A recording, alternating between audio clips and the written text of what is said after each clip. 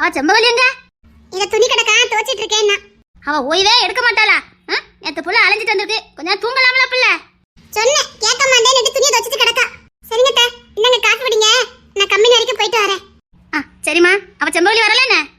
வாயனா நான் வேண்டாம், வீட்ல இருன்னு இருக்கேன். சரிம்மா, பார்த்து போயிட்டு வா. சரி, எனக்கு சின்ன வேலை இருக்கு, நானும் போயிட்டு வரேன். நீ எங்க திரும்ப கிளம்பிட்டா? சின்ன வேலை இருக்கு, முடிச்சிட்டு வரேன். இது நீ சாப்பிடலையாட்டி? இல்ல, பொண்ணு துறையை தான் பார்க்க போறேன். அங்கேதான் வெளியில சாப்பிட்டுக்கிட்டேன். வீட்லயும் ஒண்ணு சரியில்லை, உனக்கு பிடிக்காதா இருக்குது. சரி போய் வெளியே சாப்பிட்டுக்க போ. செம்பவலி வேலை ஏதாவது செய்ய வேண்டாம்னு சொல்லு. சரி.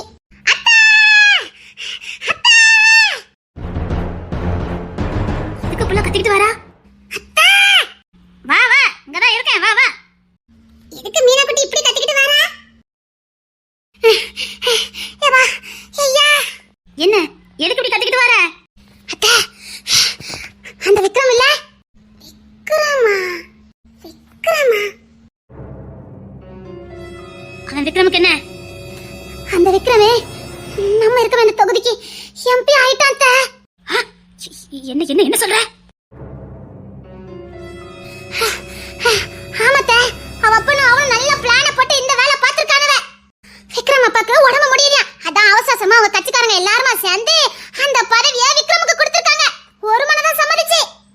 சும்மாவே ஆடுவான், இப்ப நாமினேஷன்ல ஜெயிச்சிருக்கான். சும்மா சயங்க கட்டி விட்டுருக்குத்த. ஓவர் ஆட்டமா இருக்குது. ஆட்டம் பாட்டம் வேடி கும்மாளன்னு அப்பப்ப அவன் அலப்பறைக்கு அளவே இல்லத்த. நிச்சயமா ஏதாவது காரணம் இருக்கும். வேற என்ன காரணம்? நம்மள பழி வந்ததுக்கு தான். போட்டி போட்டு வந்தாவது கொஞ்சமாவது அவனுக்கு நெஞ்சில பயம் இருக்கும். நாமினேஷன்ல வந்திருக்கான், எப்படி ஆடுவான். அதாவது கட்சியில அவன் தான் வேணும்னு ஒரு மனதான் சம்மதிச்சிருக்காங்களா. அந்த அளவுக்கு அவன் யோக்கியனா. சரி சரி. அது மட்டும் இல்ல, அவ அப்பனுக்கு வெறும் எம்பி பதவி மட்டும்தான், இவனுக்கு கூட என்னமோ ஒரு போஸ்டிங் எல்லாம் கொடுத்திருக்காங்களா. ஏதோ மின்சார வாரி அமைச்சரா என்னமோல சொல்லிக்கிட்டு இருந்தாவ. இதெல்லாம் உனக்கு எப்படி தெரியும்? பேச்சமாக்கா வீட்டுக்கு போயிருந்தேன், அவ வீட்டுல டிவில ஓடிக்கிட்டு இருந்தது. என்ன அலப்பற பண்ணுதான் தெரியுமாக்கா? அவன் பேட்டில எப்படி பேசான்னு தெரியுமாக்கா? ஏதோ நாட்டுக்கு சேவை செய்யறதுக்காகவே வந்திருக்கானா. போலீஸ் தொழில புனிதமா பார்த்தானா. மக்களுக்கு சேவை செய்யறதுக்காகவே அப்பா அவனை அர்ப்பணிச்சானா. போலீஸ் உத்தியோகத்துல உண்மை உத்தமா வேலை பார்த்தானா. மக்களுக்காக தொண்டு செய்யறதுக்காகவே அதுல வேலை பார்த்தானா. அவங்க அப்பா வாங்கிக்கிட்ட சத்தியத்துக்காக தான் அரசியலுக்கே வந்திருக்கானா. என்ன சத்தியமா? அவன் அப்பா மரண படுக்கையில கிடக்காரா. இந்த நாட்டு மக்களுக்கு நீ நன்மை செஞ்சே ஆகணும், நான் போயிட்டா இந்த நாட்டு மக்களை யாரு காப்பாத்துவா, அதனால என் புள்ளதான் நாட்டு மக்களை காப்பாத்தணும்னு அந்த பதவியை மகனுக்கு கொடுத்திருக்காரா. அவன் நாட்டுக்கு உண்மை உத்தமா இருந்தானாமா? உடல் மண்ணுக்கா, உசுரே நாட்டு மக்களுக்கா. மக்கள் தொண்டே மகேசன் தொண்டுன்னு என்னென்னமோ டயலாக் பேசிக்கிட்டு இருக்கா இந்த விக்ரம் பையன். நாட்டு மக்களுக்காகவே தான் உசுர தியாகம் பண்ணுவானா. தான் உடம்புல கடைசி சொட்டு ரத்தம் இருக்கிற வரைக்கும் நம்ம மக்களுக்கு உழைச்சுக்கிட்டே இருப்பானா. என்ன பேச்சு பேசுறான், அதுக்கு உசிலடி என்ன கைத்தட்டுதல் என்ன. போலீஸ்லயே அவன் உண்மையா இல்ல, இப்ப இது வேறயா? அட நீங்க வேறக்கா, அவன் பேசுற பேச்ச நான் பேச்சக்க மாதிரி டிவியை உடைச்சிடணும்னு எனக்கே பயம் வந்துட்டு அதான் ஓடி வந்துட்டேன். இவனோட நம்பதுக்கும் ஒரு குட்டை இருக்கதானே செய்து. அதான் உண்மைக்கும் நேர்மைக்கும் இப்பெல்லாம் யாரு மதிப்பு? அது மட்டும் இல்ல, அவ அப்ப ஆஸ்பத்திரி வந்து பேட்டி கொடுத்தான், அவனுக்கு ஒரு இளவும் இல்ல, ஆனா மூச்சு வாங்கிக்கிட்டே பேசுறான். இந்த வாயில நிலமோ மாட்டிருக்குக்கா. அவன் சொல்றான், என் பிள்ளைய இந்த நாட்டுக்காகவே நான் அர்ப்பணிச்சிருக்கேனே. புள்ளைய வளர்த்ததே அன்னைக்கிளி குடும்பத்தை பழி வாங்கதானே. ஆனா அவன் அப்படியே சொல்றான், நாட்டுக்காகவே இந்த பிள்ளைய வளர்த்தானா, வாழ்வதும் வீழுவதும் இந்த மண்ணுக்காகவே சொல்லிக்கிட்டு இருக்கானே. அத்தே, அவன் எம்பி வந்தா நம்ம வீட்டு ஆம்பளைங்க நிலமெல்லாம் அத்தே என்னெல்லாம் பண்ண போறான்னு தெரியல. அவன் ஆட்டம் பயங்கரமா இருக்குமே. உண்மையும் நேர்மையும் என்னைக்கும் தோத்து போகாது. உண்மையும் நேர்மையும் தோத்து போற மாதிரி தான் இருக்கும், ஆனா அது ஒரு காலமும் தோத்து போகாது.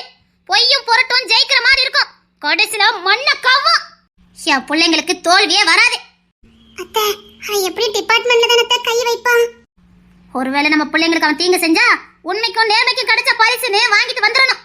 சாக்கடையில கல் எறிஞ்சா அசிங்கம் நம்ம மேலதான் படும். சூரியனை பார்த்து நாய் குலைச்சா நாய்க்கு தான் வாய் வலிக்கும்.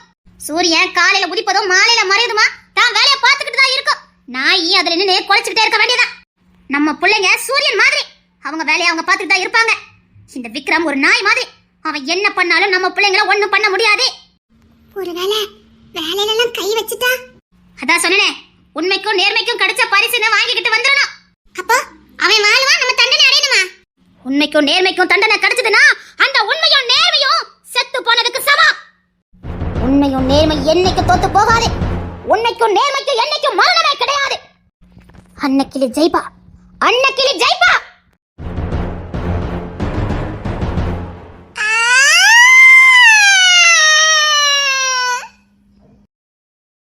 ஐயோ, இது ஒரு செல்ல கிழங்கு. அப்பா பாட்டுக்கு செல்லம் கொடுத்துட்டாரு. இது பண்ற அலப்பற தாங்க முடியல. இங்க என்ன பிரச்சனை ஓடிக்கிட்டு இருக்கு? இது ஓன்னு சங்கு ஊதிக்கிட்டு இருக்கு. என்ன ஆதிரா, என்ன பயவுல என்ன மாதிரி 11 மணிக்கெல்லாம் எந்திக்கும்? என்ன இன்னைக்கு காலமரம் எந்திரிச்சிருக்குது? என்ன எதுக்கு ஊழ விட்டுக்கிட்டே வர? இன்னும் நீ எந்திக்கிற டைம் ஆகலையே. அதுதான் நான் கேக்குறேன். நான் எந்திக்கிற டைம் இல்ல. ஏன் என்ன எழுப்புனீங்க? எனக்கு வர கோவத்துக்கு உன்னை இங்க யார் எழுப்புனா? போய் தூங்கு போ. வீடே அமைதியா தான் இருக்கு. வேற என்ன யார் எழுப்புனான்னு கேக்குற? அதான் ஏசி இல்லாம தூங்க மாட்டேன்னு. யாரு ஏசி ஆஃப் பண்ணனா? வாரமுக்குள்ள வந்து ஏசி ஆஃப் பண்ணாவ. அப்பலாம் இங்க யாரும் ஆஃப் பண்ணல. அப்ப நான் பொய்யா சொல்றேன். இங்க பாருங்க எப்படி முத்து முத்தா வேத்து இருக்குன்னு. ஏ தமிழி, என்னடி சொல்லுவலே? என்ன கரண்ட் போயிட்டா? இப்ப போகாத. வாஷிங் மிஷின்ல துணியை போட்டுட்டு இருந்தேன். Washing machine ஓடலையே. மின்சாரத்தோட மின்சாரத்துல கைய வச்சிட்டா. தேவிக்க நான் உன் அப்பனுக்கே தண்ணி காட்டினவா. என்கிட்டயே உன் வேலையை காட்ட ஆரம்பிச்சிட்டல நீ. டேய், நீ குறுக்கு புத்தியை யூஸ் பண்ணுவ, நான் குறும்புத்தனத்தை யூஸ் பண்ணுவேன். பாப்புண்டா, குறுக்கு புத்தியா இல்லைன்னா குசும்பு புத்தியான்னு எது ஜெயிக்கணும் பாப்போம். என் தந்திரத்தாலே நான் உன்னை ஜெயிக்கிறேன். கரண்ட் இல்லையா? இப்ப கரண்ட் போகாதா? கரண்ட் போகாது. நம்ம வீட்டு கரண்ட் புடுங்கப்பட்டிருக்கு. என்னத்த சொல்றீங்க? என்னத்த சொல்ல? மின்சாரத்தோட மின்சாரத்துல கை வச்சிருக்கேன். நீ இப்ப என்ன சொல்ல வர? அப்படின்னா அந்த விளங்காத பையன் விக்ரம் வேலைதானா இதெல்லாம்? என்ன பண்ணணும்னு எனக்கு தெரியும். நீங்க யாரும் டென்ஷன் எடுக்க வேண்டாம். இதையே வெளியில காட்டிக்க வேண்டாம். எப்பவும் போல நார்மலாவே இருங்க. பதட்டத்தை வெளியில காட்டிக்கவே கூடாது. நம்ம பதறணும், அவன் ரொம்ப சந்தோஷப்படுவான். எதுவுமே நடக்காத மாதிரி நார்மலா இருங்க. அத்தி, இந்த வெயிலுக்கு நான் ஏசி இல்லாம இருந்தேன்னா நான் வெந்துருவேனே. நமக்கெல்லாம் பிரச்சனை இல்ல. உன் பக்கத்துல நிக்கா பாரு, அது இல்லைன்னா அவன் செத்தே போயிருவா. அவ உடம்புக்கு இங்குள்ள வெயில் ஒத்து போகாது. ஆமாட்டி, இவ உடம்பு பத்தி நமக்கு தெரியுமே. சரி, கொஞ்ச நேரம் அட்ஜஸ்ட் பண்ண சொல்லுங்க. நான் ஏதாவது பண்ணிட்டு வரேன். நான் வேணா குவார்டர்ஸ்க்கு போயிரட்டுமா? ஏன் விக்ரம் கையில போய் மாட்டதுக்கா? ஏன் தான் எங்களுக்கு இருக்க பிரச்சனை காணாத பத்தியா? உன்னை காப்பாத்துறது இன்னொரு வேலையை கொடுத்துரு. ஏற்கனவே அவன் கொடுக்க டாச்சல் இங்க ஒரு வேலை ஓட மாட்டேங்குது. இதுல உன்னை காப்பாத்துறது இன்னொரு வேலையா போயிடும். கொஞ்ச நாள் அமைதியா இரு, ஒன்னும் செய்யாது. இல்ல மீனா குட்டி, அவ வாழ்ந்த சூழ்நிலை இதோட ஒத்து போகாது. இப்ப குவார்டர்ஸ்க்கு போனா மட்டும் இவ அப்பா வீட்டுல கரண்ட் வச்சிருக்க போறான். அங்கெல்லாம் கை வைக்க முடியாது. வேண்டாம். ஒருவேளை இவள அங்க வர வைக்கிறதுக்காகவே ஏதாவது பண்ணியிருந்தானா? சரி, நம்ம வீட்டு பசங்க எல்லாம் வரட்டும். எல்லாருமே ஒண்ணு சேர்ந்து ஏதாவது ஒரு முடிவு எடுக்கலாம். ஐயோ அப்பா, இந்த துணியை துவச்சு எடுக்கிறதுக்குள்ள போதும் போதும்னு ஆயிரும் போலுக்க. டேய் விக்ரம், என் பாவனை சும்மாவே விடாதுடா. பாவி பைய எப்படி பழி வாங்கிட்டான். பெண் பாவம் பொல்லாதது, அதுல என் பாவம் உன்னை விடவே விடாது. பாவி பைய. என்ன சொல்லுவாளே, தானா பேசிட்டு இருக்கா? தானா பேசல, தானா புலம்பிட்டு இருக்க. என்ன வராது காமெடி பண்ணிக்கிட்டு இருக்க? காமெடி பண்ணிக்கிட்டு இருக்கனா? இவ்வளவு துணி இன்னைக்கு தூக்கி விட்டுற வேண்டியதான். நான் காமெடி பண்ணிக்கிட்டு இருக்கேன். இல்ல, நீ இப்பெல்லாம் பேச மாட்டியே, அதான்.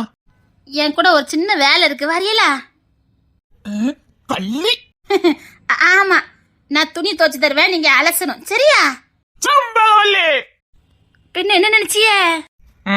ஒண்ணு நினைக்கல, சோத்த போடு. கலெக்டர் ஆபீஸ் வரைக்கும் போனோம். எங்க நான் சோறு பொங்கல. சோறு பொங்கல் ஐயா?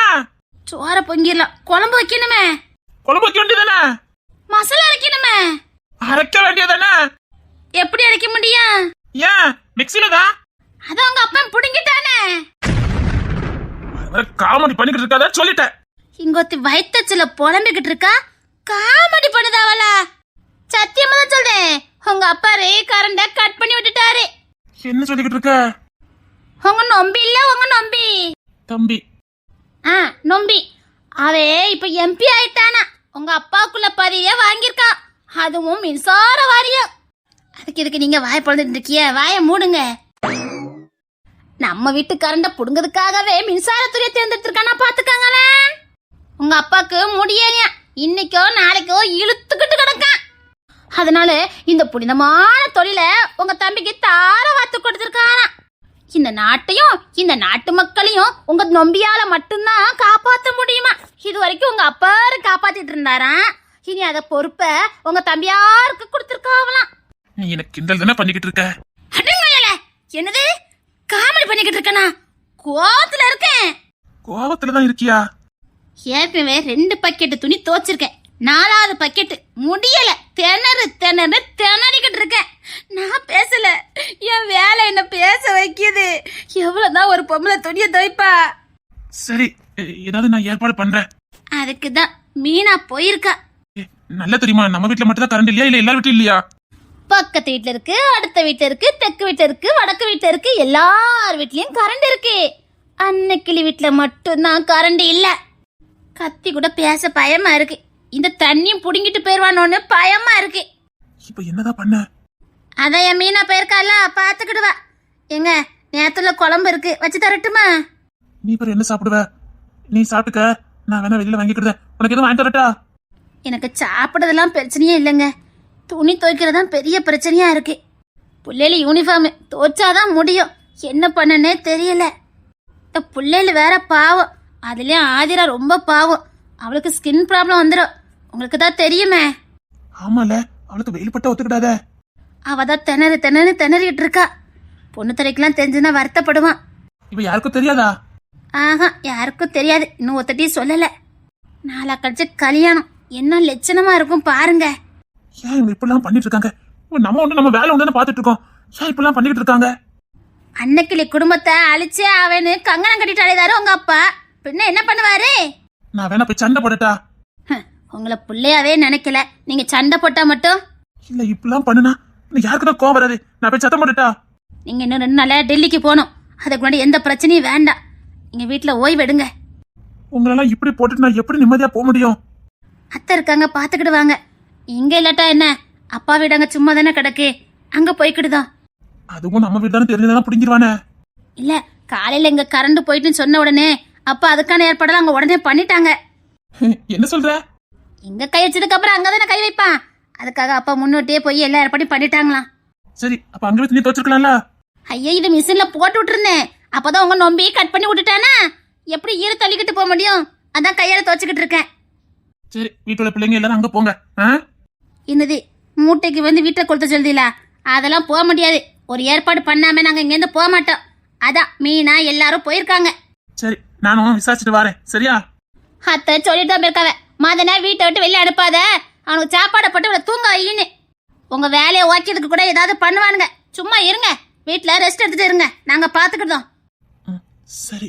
நீங்க வருத்தப்படுதிய, உங்க அப்பனும் தம்பி பார்த்த வரைக்கும் நீங்க என்ன பண்ண முடியும்? இருந்தாலும் மனசு கஷ்டமா இருக்குதா? அதெல்லாம் இங்க யாரும் எதுவும் நினைக்க மாட்டாங்க. அத்தை உங்ககிட்ட சொல்ல வேண்டாம்னு தான் சொன்னாங்க, நான் தான் உங்ககிட்ட பேசிட்டு இருக்கேன். அத்தை சொன்னாங்க, மதன்கிட்ட சொன்னா வருத்தப்படுவான், அவன்கிட்ட எதுவும் சொல்ல வேண்டான்னு. நான் எப்படி சொல்லாம இருக்க முடியும், அதான் சொல்லிக்கிட்டு இருக்கேன். நீங்க எதுவும் நினைக்காதீங்க, போய் ரெஸ்ட் எடுங்க, போங்க.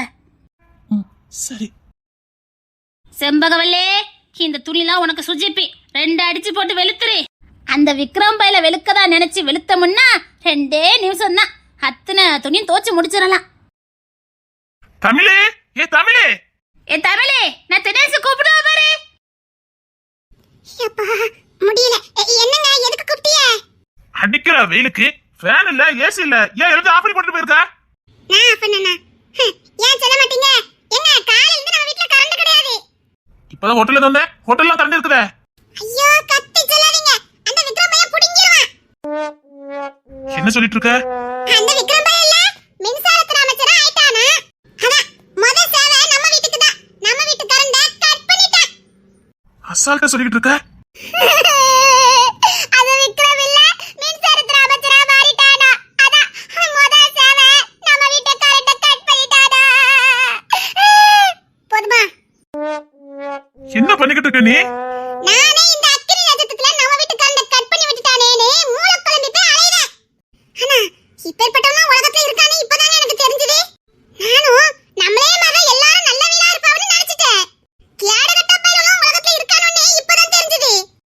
அப்போ கரண்ட் இல்லாம காலையில இருக்கீங்களா? ஆமாங்க.